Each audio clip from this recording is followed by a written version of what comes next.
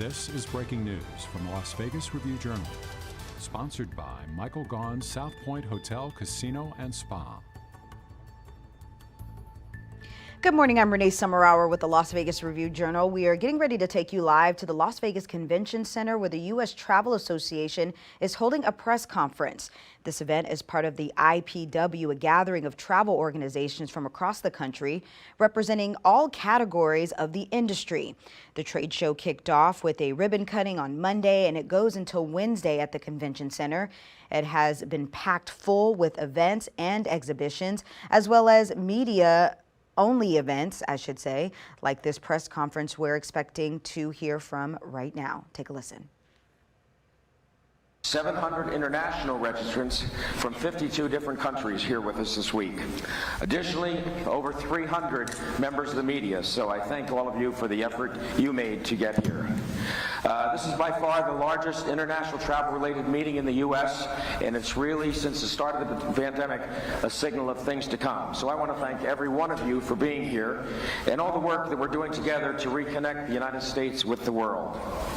Along with the rest of the U.S. travel industry, everyone worked tirelessly with the Biden administration to lift these restrictions and to reopen travel to vaccinated travelers. In June, we created a new policy blueprint for safely opening up travel, and that was put together with 30 different organizations providing input. The blueprint was shared with the senior officials of the Biden administration, and the document identifies policy principles, which every one of them they're put in place, and a lot of thought has gone into it with the administration and making sure that as we open, we follow all the health and safety protocols.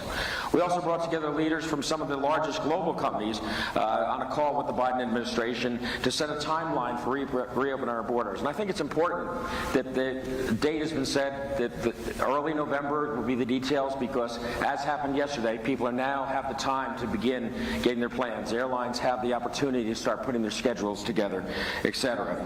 And just a few weeks ago, 400 organizations in the U.S. Signed a letter to the administration urging to address the visa processing delays and to really get things moving again. U.S. travel's reach even spanned continents. Ahead of the G7 summit in June, U.S. travel joined leaders from Heathrow Airport, 6 international air carriers, and a press conference talking about opening international travel. We also conveyed the economic value of inbound travel to the administration because there's so much at stake.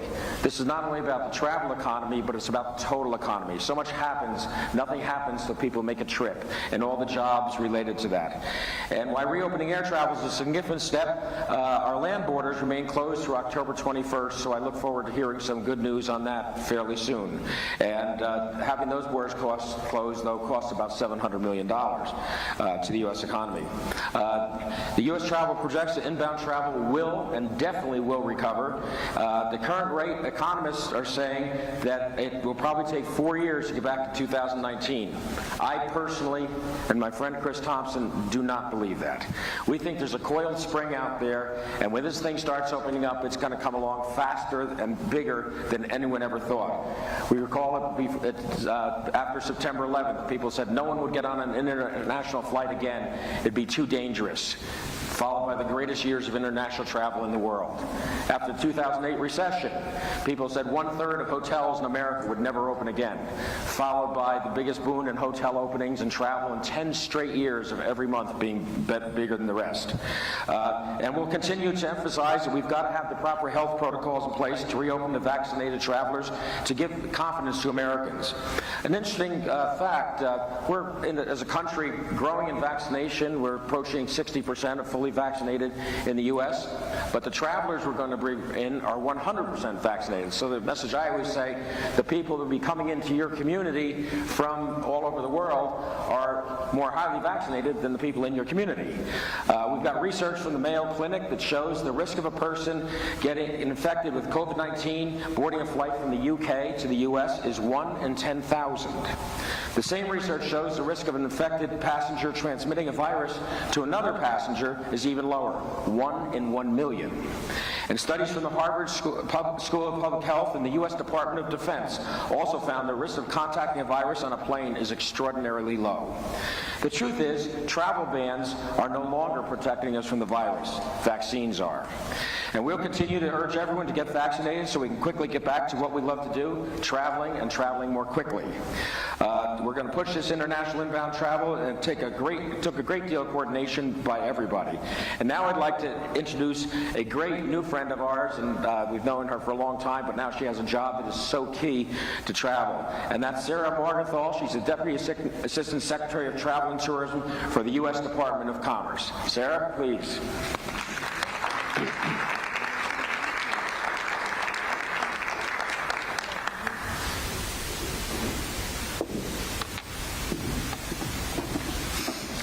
Good morning, everyone, and thank you, Roger, for that kind introduction and all that you and the U.S. Travel Association and Brand USA have done to produce this exceptional event.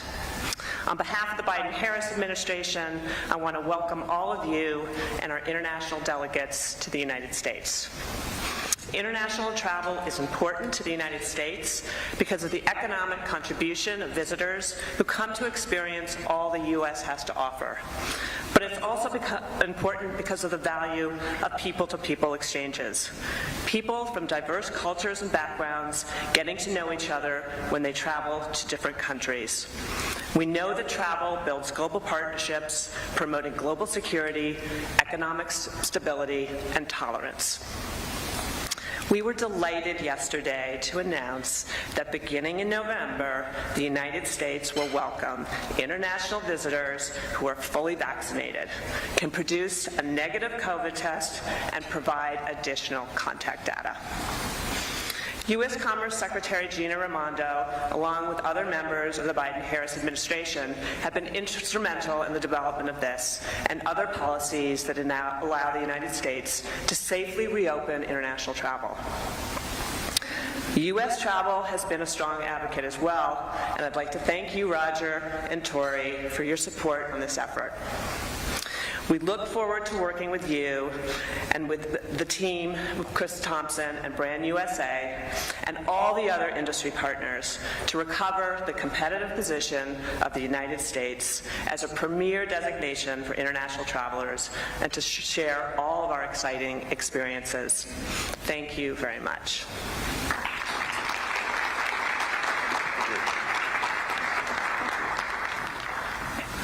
Well, thank you very much, Sarah. And she mentioned Secretary of Commerce Gina Raimondo, and this woman is one of the biggest champions of travel I've ever seen. We started working with her before she was even confirmed, and she has really been a great force in getting this reopened, and I want to thank her personally. Now, to talk about how the whole industry has come together and how we work together, I'd like to bring up U.S. Travel's National Chair, the President of Carnival Cruise Lines, Christine Duffy. Christine?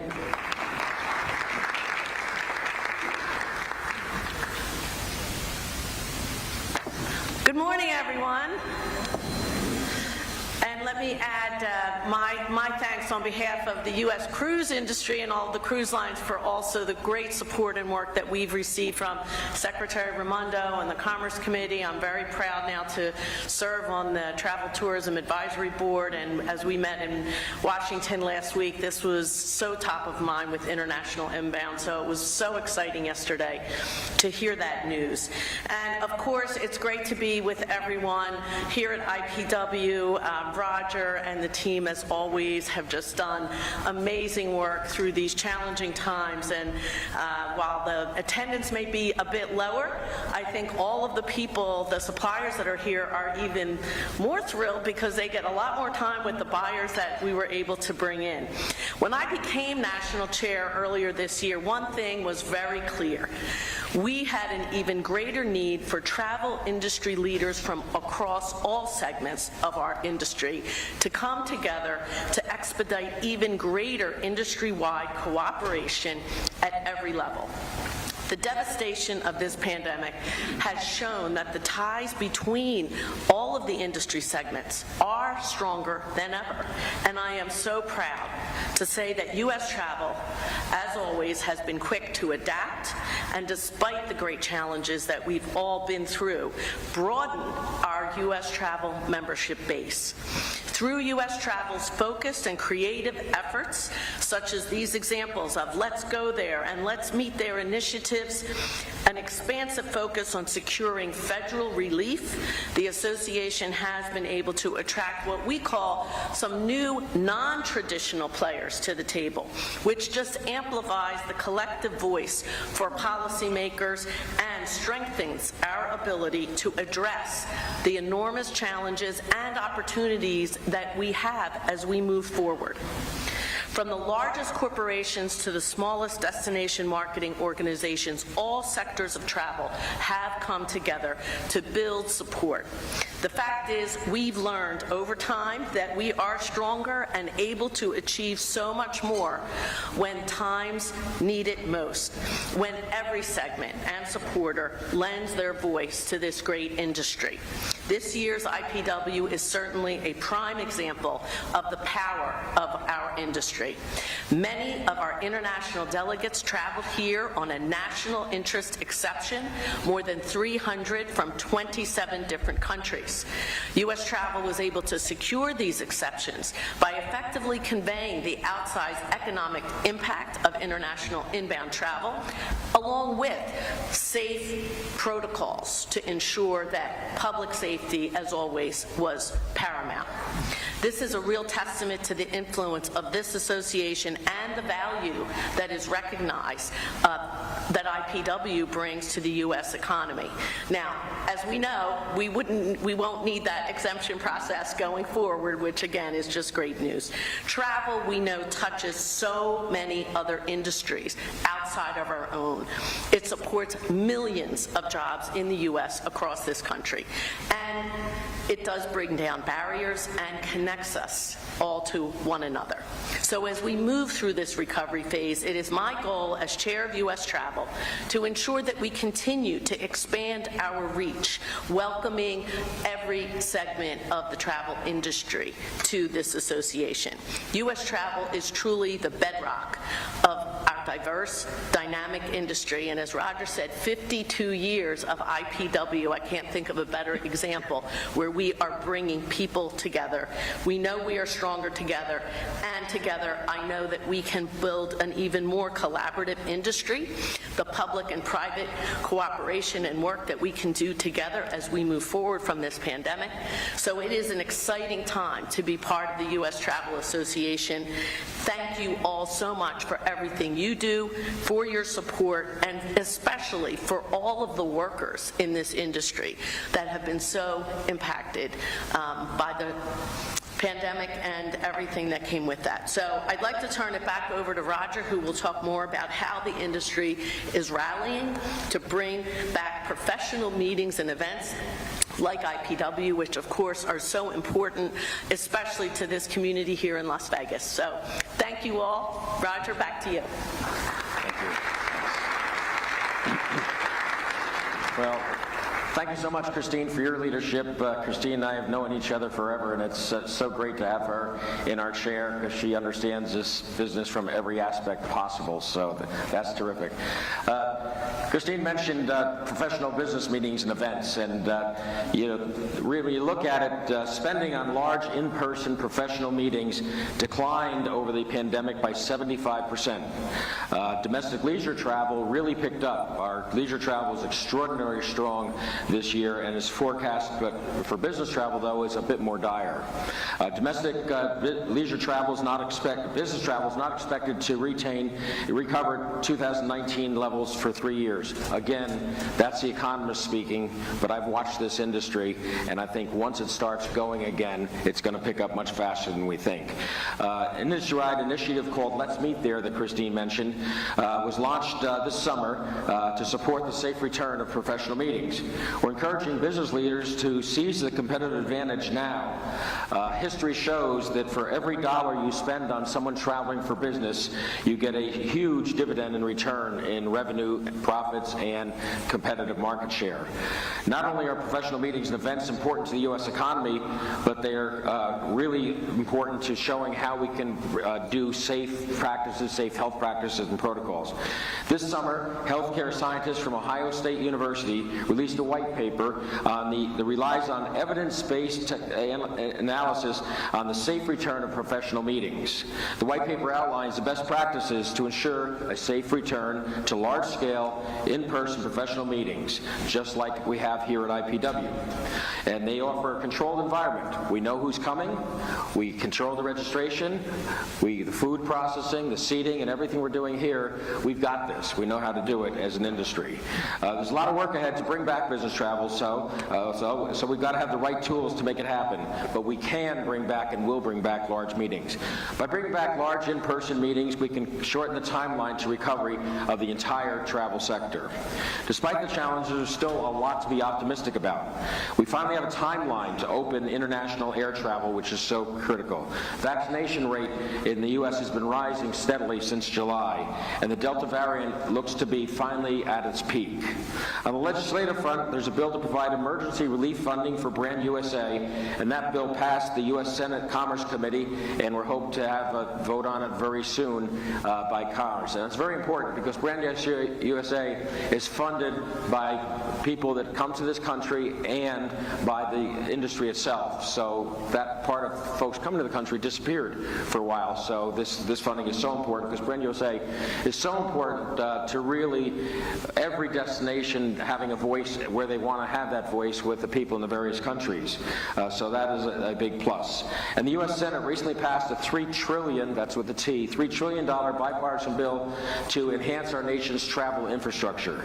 Our industry has advocated longly for this legislation and devotes its resources to our industry.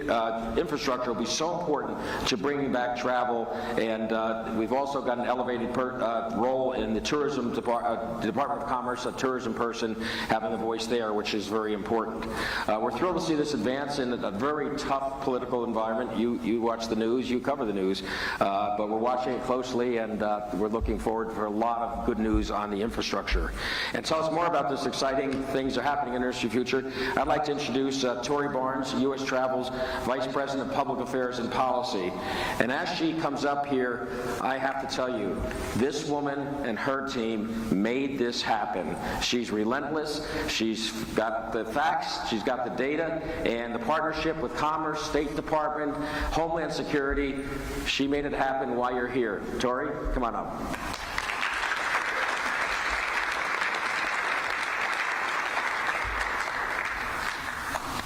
Thanks, Roger, and it's so great to be here with all of you and to be with you in person. I'm so glad that you all were able to come here to the U.S. and happy to have such a productive time here in Las Vegas. At the start of this year, Roger delivered a speech on the state of the travel industry, and in that speech, he outlined a hopeful future for our industry, travel's next great chapter. We're not just focused on recovery from this crisis, but how we can improve and strengthen the travel industry far beyond the pandemic. We are optimistic about the future and see an opportunity to reimagine the industry and how people move about our country. One particular area of focus for this association is the future of travel mobility, which aligns with our push for greater investment in our nation's infrastructure programs. While countries around the world are modernizing airports, expanding and repairing roadways, and improving passenger rail, the United States has neglected to adequately invest in its own travel infrastructure. That, coupled with the opportunity to accelerate our work as we recover from the pandemic, U.S. Travel is embracing a bold agenda that will address our country's aging infrastructure and enable the United States to become a leader in building innovative, efficient transportation systems with the traveler in mind. We want to use this moment to become an even more dynamic and forward-looking industry that considers advancements in both technology and sustainability. We are supporting new transportation technologies such as the Hyperloop, high-speed rail, and electric vehicle infrastructure. As the majority of all trips in the U.S. are taken by car, expanding EV infrastructure is the only feasible way to ensure travel demand can increase sustainably. Not to mention, the major automakers have set robust goals for all-electric fleets for as early as 2035. We must ensure that our destinations, our hotels, and the whole of our industry is looking forward, that we're seeing around the corners and curves to optimize the travel experience, not for domestic travelers, not just for domestic travelers, but as we welcome the world back to the United States. Next month, we will convene global business leaders and policymakers in Washington for the first ever Future of Travel Mobility event, where we'll spotlight the future of travel, transportation, and technology. Take a look.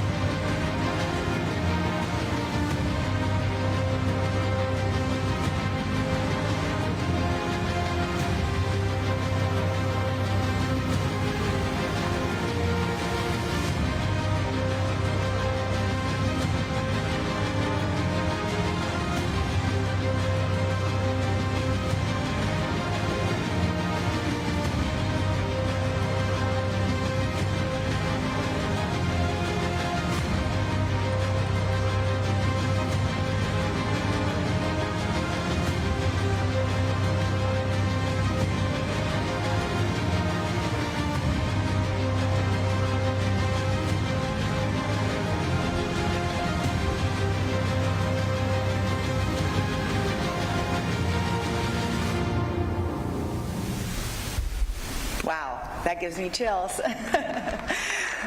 Thank you. Thank you. These conversations are so important to the long-term sustainability of our industry. We have an opportunity by bringing travel, transportation, and business leaders together with government officials and the media to advance meaningful policies critical to the economic growth of our industry. By investing in the future of travel mobility today, we are preparing to emerge from the pandemic much stronger than we were before. We are investing in our industry's global competitiveness and setting ourselves up for the years and decades to come. We have faced a lot of challenges this past year and a half, but we are looking ahead with a bold new vision. We are so excited about our industry's future and all of the new innovations that are yet to come. Thank you so much for being here. Thank you for your support, and thank you as we work together to navigate our future together. Thank you for being here. Well, thank you, Tori, and thanks for the great work, your team and so many in the industry working together with the government to make this happen. But Tori's absolutely right. This was a crisis unlike anything we've ever seen. We've said it's 10 times worse than September 11th, and I think that's an understatement because of the impact across the board on jobs and all. But our entire industry came together. It was great to see on the Let's Go There campaign, 75 chief marketing officers from 75 organizations came together on one campaign and working together. And that was so inspiring to see an industry of people who are friendly competitors all with one focus: get travel moving again. Well, the road to recovery is going to be long. It's going to be a winding one, but our story is not over. We are, excuse me, we are going to tell the next chapter of travel and tourism. And when it comes to that and all the opportunities ahead. This event, IPW, was certainly not without its challenges. Malcolm Smith and Susan and many on our team, I don't think slept much in figuring out what we were going to do, how we could still pull it off. As you recall, it was supposed to be here May a year ago, and then May last year, and now May this year, and then finally here we are in September with perfect timing. It was no small feat of what they were able to do. So I want to thank not only them, but Steve Hill and his team at the Las Vegas Convention and Visitors Authority, Brenda Scolari from the Travel Nevada team for all the work that they did to make IPW a success this year. That's here for them.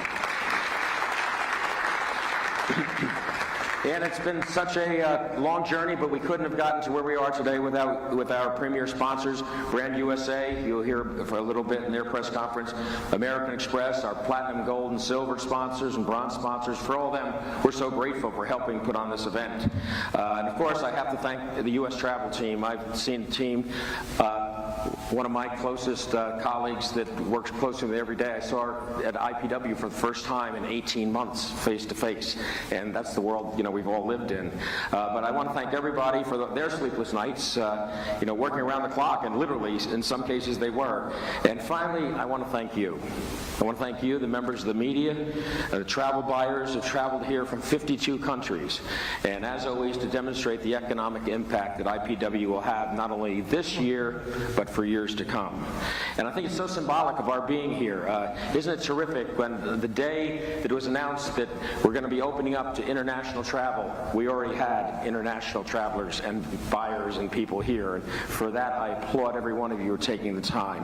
So I thank for all you do, and we're going to have a monster IPW in Orlando. It will be one of the biggest, and it's going to be spectacular, and really look forward to seeing there. I'm going to take a few questions, but I want to address one thing. A couple of months ago, I let my board know that I started this gig 17 years ago. I planned to be here about 4 or 5 years.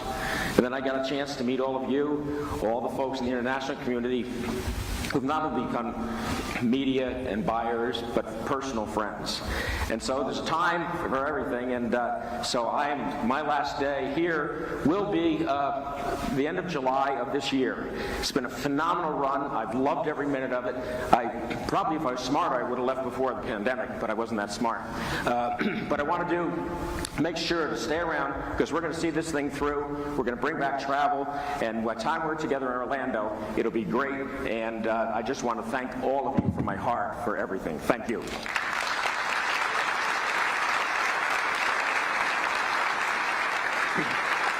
Thank you. Thank you. Thank you. Thank you. Thanks. No. And by the way, that word retirement is very overused. I retired from Marriott 17 years ago. Was going to try once or twice from here a few years, so you haven't seen the last of me yet, I promise you that. So I'll see a lot of you for years to come, and a whole new thing I hope to do. All right, we're now going to take questions and answers. Make them easy, because it's been a tough year, but no. Well, I'll open up to your questions. We've got microphones. Go to the microphone, please, so everyone can hear you. Yes, to the microphones, and I'll look for the microphone and recognize folks at the microphone.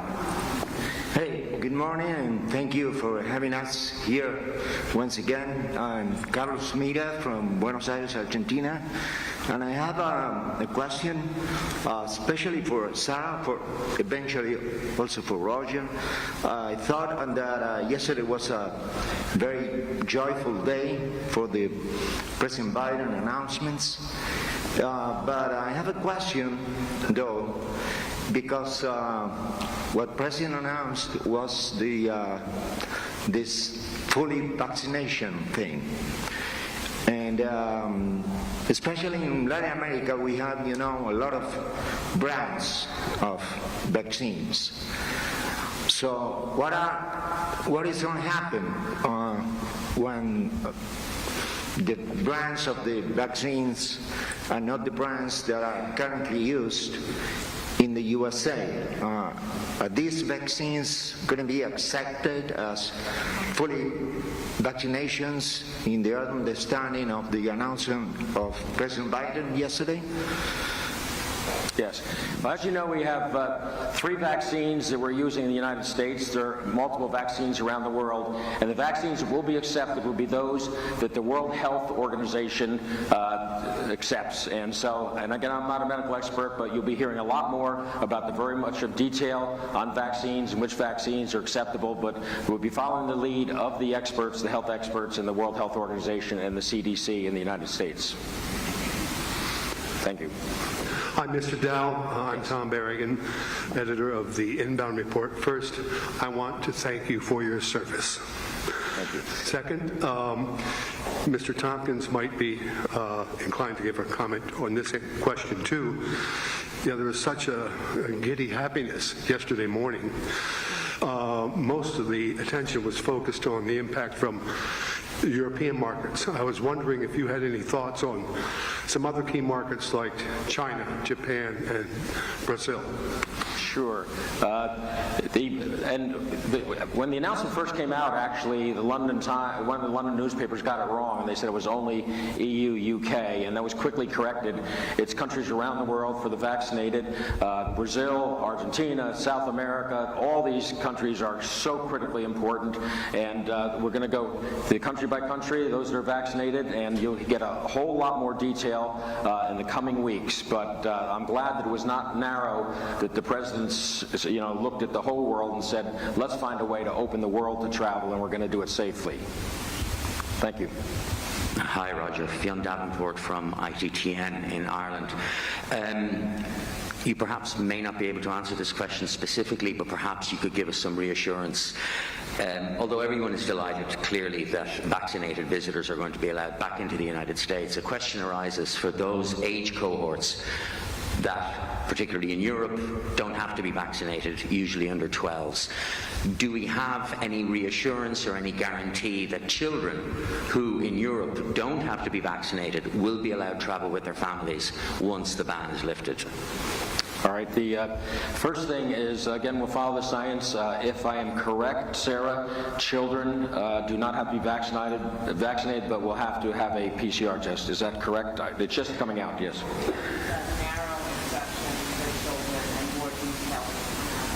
All right.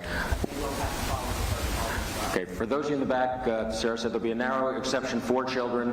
More details will be coming out, and they will have to follow the protocols, but we understand the issue with children. Thank you. Yeah, hi, Roger. What would that new decision now mean for land borders? Like, could a European travel to Canada, go to Niagara Falls, and then travel on into the U.S.? I think the situation with the land borders is a very important one. As I said, it's been put off till October. We're hoping to see that change. The land border situation is because of the ability to have the proper staffing and the people there to handle it. What the last thing you want to do is have backups of hours to get into the country. So I'm confident that will be coming. You'll be hearing more in the coming months. But right now, the land border is restricted for another month, and we'll wait for more news. Thank you.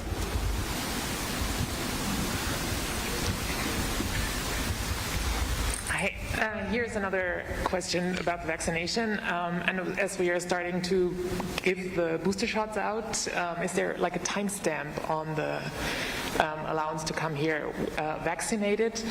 Because they're saying, everything is valid for a half year, 9 months, whatever. So if people have been vaccinated at the beginning of the year, for example, can they still come? Will that expire? Again, on that, I'm going to get the guidance from the CDC, as that was just announced yesterday, because there is the question on the vaccination of booster shot needed or not needed by different vaccines, and we'll get all that information to you very quickly. And I want to say the most important thing is to open up the country initially to the vaccinated. We got to start somewhere, and I think this is a very smart way to start, and then we'll grow, as all things, as this evolves, and we're going to learn to manage this thing. A friend of mine's one of the top epidemiologists in the world, and he said to me, we work hard as people to try and stop these things, but really, he said, pandemics and things like that just get tired and go to sleep. He said, we almost don't understand why. He said, we still have SARS in the world, we still have swine flu, we still have Ebola, we even have leprosy. He said, but very small amounts, and manage it. And that's what we have to do. We've got to manage this thing and manage it smartly. Any other questions? I see someone coming up. Yes. Hi there, Mike Shoro with the Las Vegas Review-Journal. At the very beginning of the press conference, you mentioned a reaction here in Las Vegas to the news about the vaccinated travelers were allowed to come. Can you elaborate on the yesterday's news and its impact on Las Vegas, the travel industry here, given particularly how reliant the local economy is on international travel? Yeah, there's probably not a county or a city in the United States that is dependent on travel and tourism as Las Vegas. My comment was last night at a dinner, one of the top salespeople from one of the biggest hotel chains in Las Vegas told me that her phones were ringing off the hook from people. I think it's so important that this happened here at IPW in Las Vegas. What better way to take the city that has the most to gain and from travel to have the announcement right here. So I think it's so important. And the great thing about Las Vegas is I get here a lot, but a lot of my friends have not been here for 7 or 8 years, and it's a totally different Las Vegas, this center and everything. So this is very important for Las Vegas. And the other thing why it's so important is Las Vegas has so many conventions that have huge international delegations. And when we had the national interest exception, I got calls from, I can't tell you how many meeting planners saying, I'm coming to Las Vegas, how do I do that? I said, wait till IPW is over and I'll explain it to you. But the bottom line is now I don't have to explain it to them. Now they can go through this. And that's going to be so important because if we don't hear foreign languages, if we don't see people from around the world at our trade shows, guess what? There are trade shows somewhere else.